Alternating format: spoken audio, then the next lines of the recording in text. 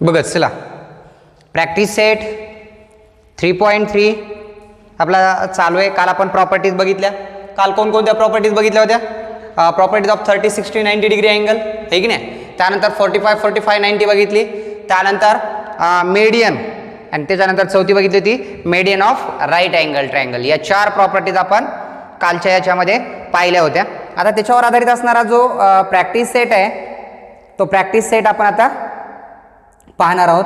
Practice set 3.3 मध्ये जो question number first आहे, फर्स्ट नंबरचा क्वेश्चन दिलेला आहे. काय दिलेलं आहे बघा. Find the value of x and Y. Find the value of x and Y using the information, using the information.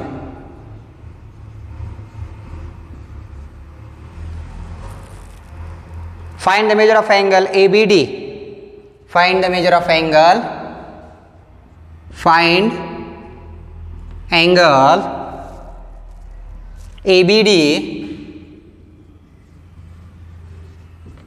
and angle ACD. हे काढायचे आहेत आपल्याला. ओके. डायग्राम म्हटलंय युजिंग इन्फॉर्मेशन, दिलेल्या इन्फॉर्मेशन नुसार वापर करून आपल्याला फाइंड करायचं आहे. त्यांनी डायग्राम दिली आहे आणि डायग्राम मध्ये काही व्हॅल्यू दिल्या आहेत, मापं दिलीत.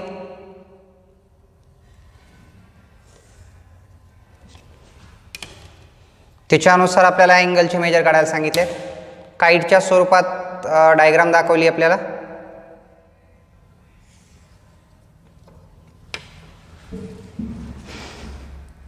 ए B C D, A B C D, 2 sides congruent. या 2 sides congruent.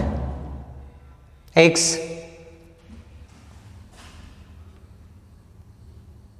Y 50, 60. हा 50 आहे, हा 60 आहे. ओके. बघा सोल्युशनमध्ये आपल्याला बघावं लागेल. सुरुवातीला काय करूया, इन ट्रायंगल ABC मध्ये बघूया. इन ट्रायंगल ABC बघा. मग in triangle ABC segment AB congruent seg. AB ला कोणती कॉन्ग्रंट आहे बघा बरं. AB ला कॉन्ग्रंट आहे AC, congruent segment AC. Okay. हे गिवन मध्ये सांगितलंय by given. therefore triangle ABC is an isosceles triangle. Isosceles triangle कशाला म्हटलं जाते? ज्या ट्रायंगलच्या 2 साइड्स काय असतात, कॉन्ग्रंट असतात, त्याला आपण आयसोसेल्स ट्रायंगल असं म्हणतो. मग आयसोसेल्स ट्रायंगलचा रूल काय असतो?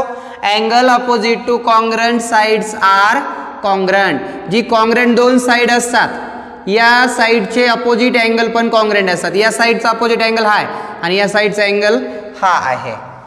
म्हणजे या ठिकाणी आपल्याला असं म्हणता येईल angle B congruent angle C. Because याचा रिझन काय लिहिणार, angle opposite to congruent side are congruent.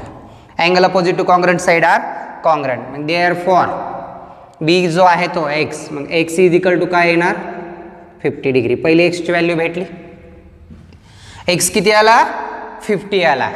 आता सिमिलरली जो सेकंड ट्रायंगल आहे, triangle B D C. Okay. या ट्रायंगलमध्ये पण आपल्याला बघावं लागणार आहे. मग त्यानंतर in triangle B D C, BD is equal to DC.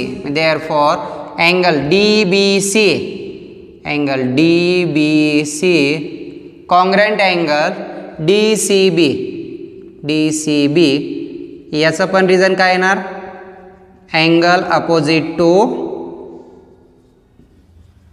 Congruent side are congruent. मग मला सांगा यामध्ये जो y आणि 60 आहेत, मग therefore y is equal to 60 degree. Second भेटलं y इज इक्वल टू 60. पहिला x इज इक्वल टू 50 आणि दुसरा y इज इक्वल टू 60.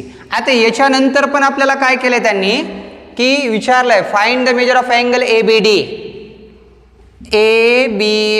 मग बघा angle ABD is equal to, या ABD मध्ये दोन आहेत, पहिला अँगल आहे ABC, angle ABC plus angle DBC. मग ABC किती आहे, x आहे, प्लस DBC किती आहे 60. x ची किंमत किती होती रे बघा, x ची किंमत 50 आहे, मग x च्या जागेवर आपण 50 पुट करूया. 50 plus 60 is equal to 110. Angle ABD is equal to 110.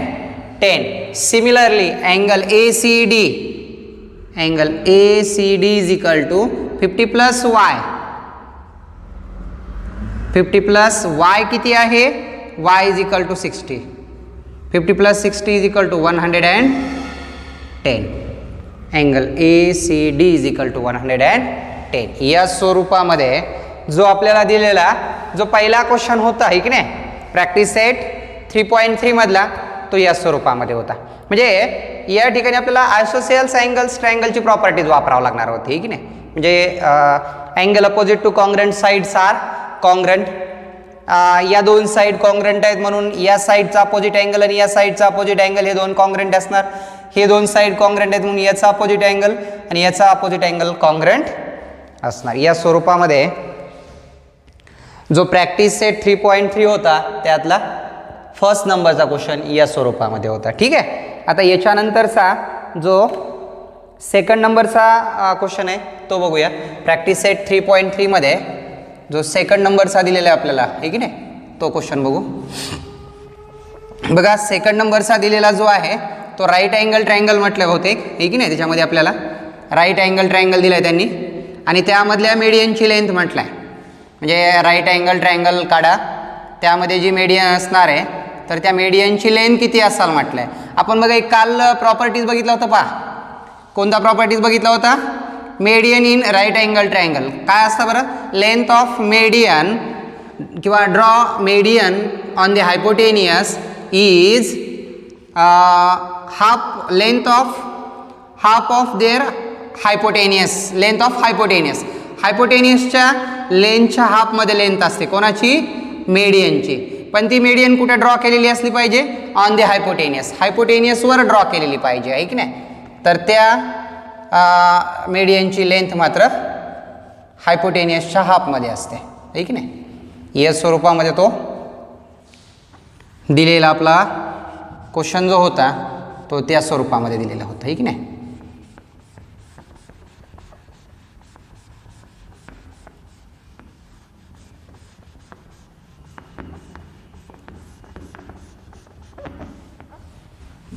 पहा चला सेकंड नंबरचा क्वेश्चन काय, the length of hypotenuse of right angle triangle.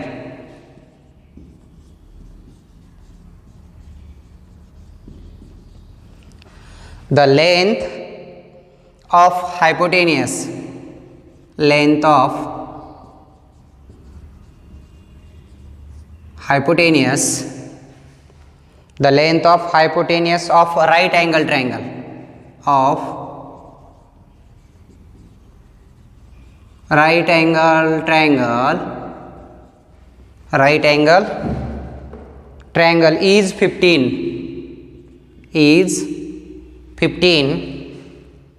find the length of median on hypotenuse. आणि ती कुठे असेल म्हटलंय, ऑन दी इट्स हायपोटेनियस वर असल्यावर. बघूया डायग्राम ड्रॉ करू आपण एक्सप्लेन करण्यासाठी.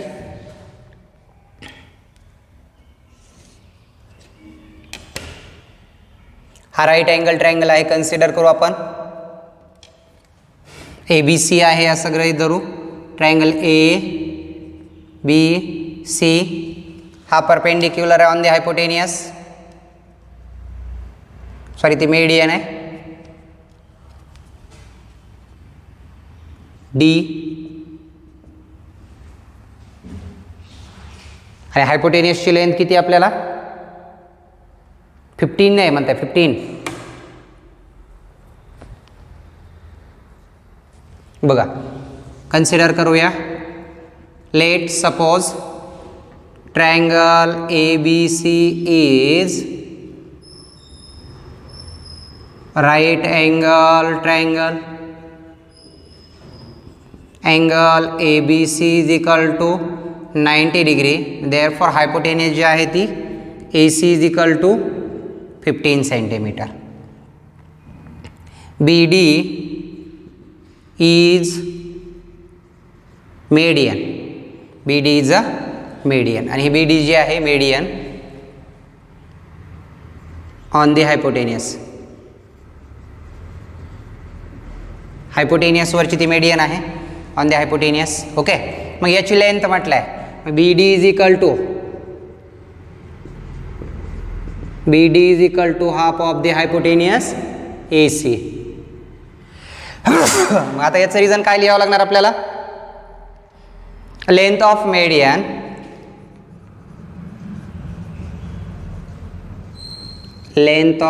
Median is half of the hypotenuse. Half of the hypotenuse. Length of median is half of the length of hypotenuse. BD is equal to 1/2 into 15. 7.5. BD is equal to 7.5. Therefore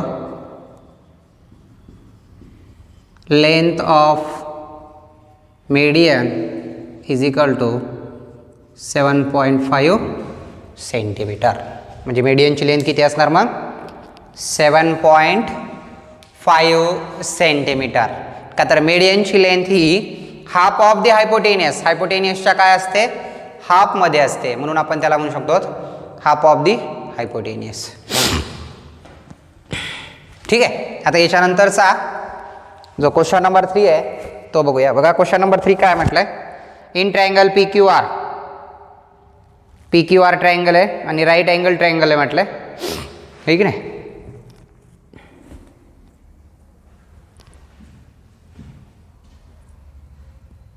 बघा question number 3 बघूया.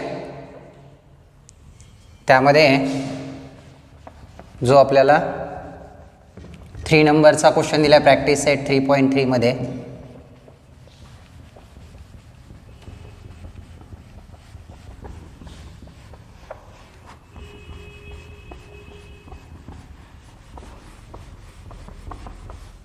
बघा काय question आहे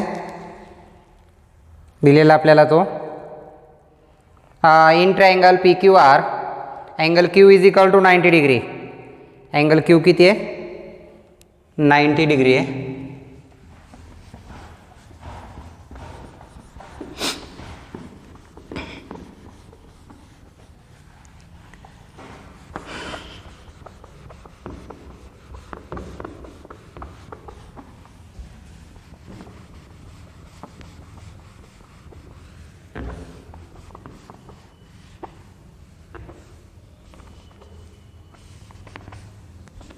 बघा question number 3. In triangle P Q R angle Q is equal to 90 degree. P Q 12,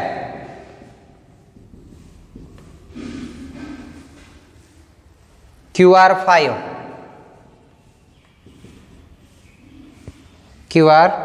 5, and QS is a median. QS is a median in triangle PQR. QS is a median. PQ जे आहे ते 12 आहे. Q R J आहे 5 आहे. Then find the length of Q S. Q S काढायचं आहे, पण Q S काढण्यासाठी आपल्याला हायपोटेनियस माहीत असायला पाहिजे अगोदर, आहे की नाही. मग आपल्याला हायपोटेनियस काढता येईल का? डेफिनेटली काढता येईल. का तर हा राईट अँगल ट्रायंगल आहे. राईट अँगल ट्रायंगलवरून थेरम ऑफ पायथागोरसनुसार आपण पी आर काढू शकतो, आहे की नाही. आणि पी आर काढल्याच्या नंतर पण आपण क्यू एस काढूया. मग बघा सोल्युशनमध्ये बघूया. In triangle P Q R angle Q is equal to 90 degree. Therefore theorem of Pythagoras, theorem of Pythagoras, hypotenuse कोणता आहे? P R. P R square is equal to P Q square plus Q R square. P R काढायचे आपल्याला. P Q किती रे? P Q आहे 12, Q R 5, 144 plus 25, 5 आणि 4 9, 169 P R square. Taking a square root of both side, taking a square root of both side. P R is equal to काय येणार मग बघा. P R is equal to 169चं square root काढल्यावर किती आलं? 13. P R is equal to काय आला? 13 आला. मग आता आपल्याला Q S is median. Q S is median of right angle triangle. Right angle triangle. मग length of median on the hypotenuse is equal to half of their hypotenuse. Okay, QS is equal to 1/2 into hypotenuse. कोणती hypotenuse आहे? PR. Reason linear length of median is half of hypotenuse. Half of hypotenuse. QS is equal to 1/2 into 13. बेसकुं 12 आणि बेपंचे 10. Q S is equal to 6.5 या स्वरूपामध्ये जो आपल्याला length of median, आणि मेडियन कोणती मग ती क्यू एस. क्यू एसची लेंथ काढायला सांगितली होती, तर क्यू एसची लेंथ किती आली? 6.5. Half of the hypotenuse. हायपोटेनियसच्या हाफमध्ये आहे की नाही क्यू एसची लेंथ. म्हणजे या स्वरूपात आपल्याला फाइंड करायला सांगितलेली होती. ठीक आहे. याच्यानंतरचा जो भाग असेल आपला तो आता आपण बघूया. बघा हा क्वेश्चन नंबर 3 झाला कंप्लीट. आता याच्यानंतरचा जो लास्ट क्वेश्चन आहे आपल्याला प्रॅक्टिस सेट 3.3 मधला क्वेश्चन नंबर 4, तो क्वेश्चन नंबर 4 आपल्याला बघावा लागेल. आता बघा 3 एकदम सोपा होता. राईट अँगल दिलता आणि राईट अँगल ट्रायंगलमधली जी मेडियन असते ती हाफ ऑफ दी हायपोटेनियस. हायपोटेनियसच्या काय असते? हाफमध्ये असते. ठीक आहे. तर याच्यानंतरचा बघूया क्वेश्चन नंबर 4.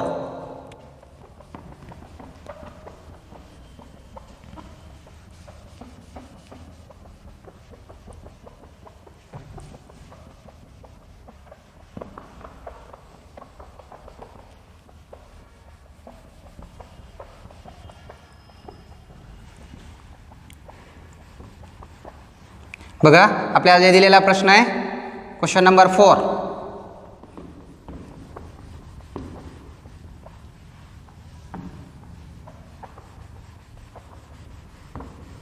सेंट्रॉइड दाखवलाय वाटतं. त्याच्यामध्ये सेंट्रॉइडचा रेशो काय असतो? 2:1. जो सेंट्रॉइड दिलेला असेल तुम्हाला. सेंट्रॉइड कशाला म्हटलं जाते? एका ट्रायंगलच्या तिन्ही मेडियन ज्या पॉईंटमध्ये इंटरसेक्ट होतात त्याला काय म्हटलं जाते? सेंट्रॉइड. आणि centroid is denoted by G letter. G म्हणजे ग्रॅव्हिटी. ग्रॅव्हिटी म्हणजे गुरुत्व मध्ये असतो, आहे की नाही. त्यामुळं जी शब्द वापरला जात आहे सेंट्रॉइडला. आता जी शब्द म्हटल्यावर तुम्ही म्हणताल सेंट्रॉइड म्हटल्यावर सी वापरायला पाहिजे होता, पण सी लेटर जो आहे तो सर्कम्फरन्ससाठी वापरला जाते.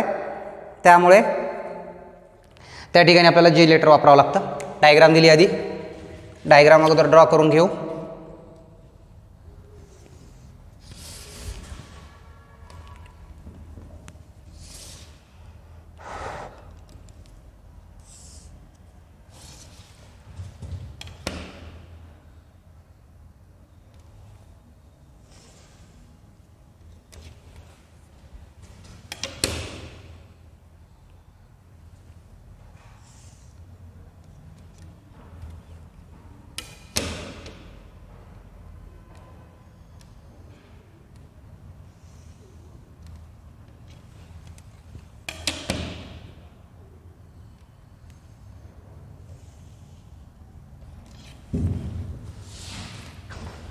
P Q R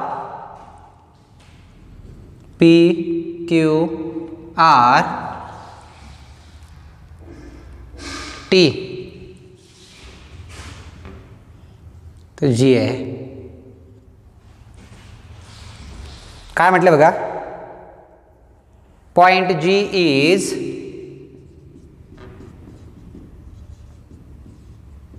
is the point of concurrence. Point G is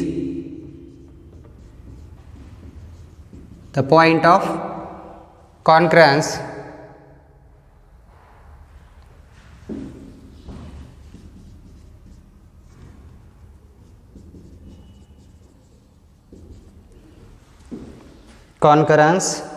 of the median.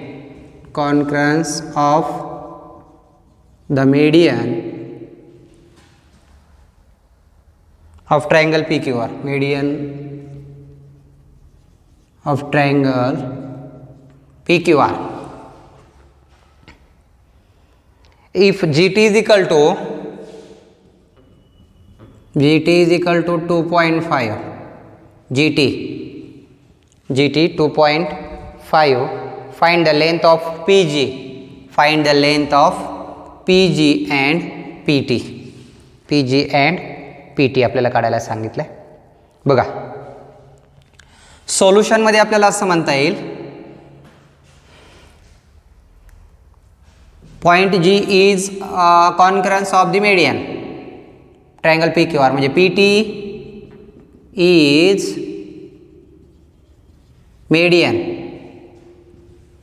median of triangle PQR, and point G is centroid, किंवा त्याला आपण कॉन्करन्स पण म्हणू शकतो.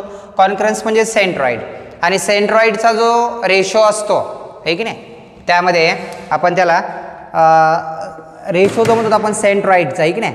मग त्या सेंट्रॉइडचा जो रेशो असतो, तो रेशो त्या ठिकाणी आपल्याला 2:1 मध्ये काय करतोय, centroid is divided median in ratio, आहे की नाही. सेंट्रॉइड म्हटलं मग यामध्ये असं म्हणता येईल आपल्याला, centroid is divided median in ratio, centroid is divided median in ratio 2:1. म्हणजे जो सेंट्रॉइड असतो हा तो मेडियनला कशा पद्धतीने डिवाइड करतो, 2:1. म्हणजे या ठिकाणी PG, therefore PG upon GT is equal to 2/1 या स्वरूपात डिवाइड करतो. म्हणजे PGचे 2 पार्ट्स तर GTचा 1 पार्ट या स्वरूपामध्ये तो काय करतोय, डिवाइड करतोय.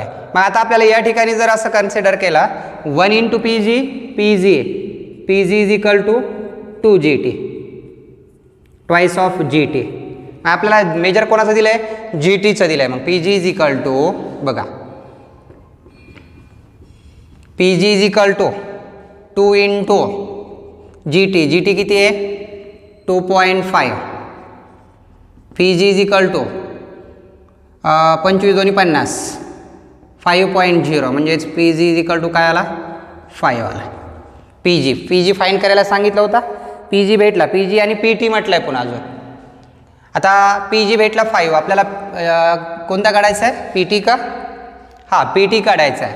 मग PT is equal to काय होईल बरं, बघा, हा 2.5 भेटला तर हा 5 भेटला. मग PT is equal to PG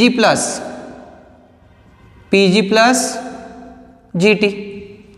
PT माहिती आहे का, नाही. PG माहिती आहे, 5 आहे. PT is equal to 5 plus GT किती आहे, GT आहे 2.5.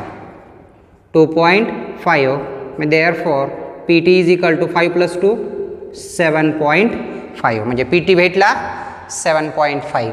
या स्वरूपामध्ये जो आपल्याला या ठिकाणी क्वेश्चन दिलेला होता तो या ठिकाणी सॉल्व केलेला आहे. म्हणजे या ठिकाणी आपल्याला जो जॉमेट्रिक सेंट्रॉइडचा जो प्रॉपर्टीज आहे तो महत्त्वाचा आहे बघा.